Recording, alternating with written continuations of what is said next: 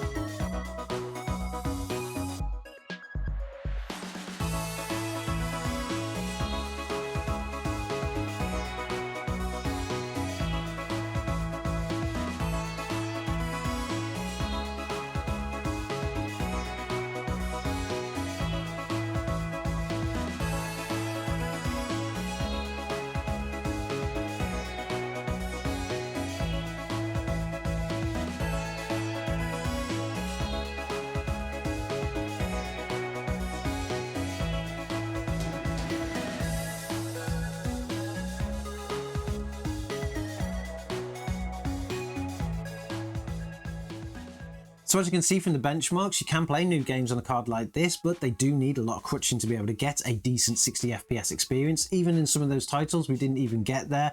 But thank NVIDIA for releasing DLSS. Kind of goes to show why they really needed to release DLSS, because most of those titles required it just to even get that kind of performance. But you do have the tools there, so you can actually use them. It is a little bit of a shame that it didn't perform a little bit better, but we are where we are with this card. It's not all doom and gloom though for this card, because I do think it actually has a place, particularly in this profile. If you are somebody with a small form factor PC and you're currently running something like a GTX 1050 Ti or even a GTX 750 Ti, this would make a huge upgrade for you. You've got the latest technologies, it's much cooler, it's much quieter, and it will outperform them drastically. Even if you were to look at it in the marketplace of low profile cards, you will have other options like the Intel Arc A380. This one is much faster, even though they do have the same amount of VRAM. You have the AMD Radeon RX 6400, but this has more VRAM than that, and it outperforms it by quite a bit. The only real competitor to this card when it comes to gamers is the RTX 4060 version, but that does require an external power connection. This one doesn't. So overall, I think this card kind of sits nicely in the middle of being completely useful as well as providing reasonable performance, particularly for those who want to upgrade something very old. And for the casual gamer, I think they're probably more than enough. If you are somebody that only plays games now and again, or you just dip in and out of some of your old favorite titles, this card would work perfectly fine for you. For anybody wanting to play games like GTA 5, it is still a massively popular game nowadays. Running the game in 1080p with a high preset, you can easily achieve around 154 frames per second on average with a 1% low of 111. That means the game looks very nice and it plays completely smooth, so you're going to get a good experience there. Mad Max is a reasonably old game now, but it does look absolutely fantastic, and a lot of people still play this game. And running it at 1080p with a high preset, again, you can get an average of around 148 frames per second with a 1% low of 126. That does mean you're getting a high FPS experience in that game. It plays smooth and it looks fantastic, so that's another one that you can easily play on a card like this.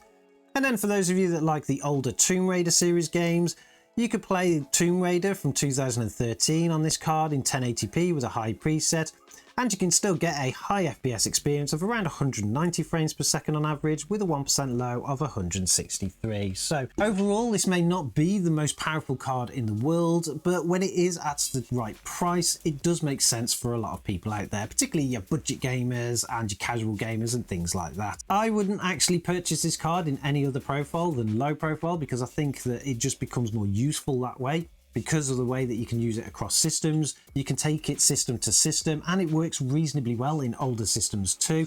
You've just got to make sure that you have the CPU capable of being able to kind of balance out the performance loss here. Enabling things like DLSS will push some of the load onto your CPU, so make sure you've got a strong CPU too.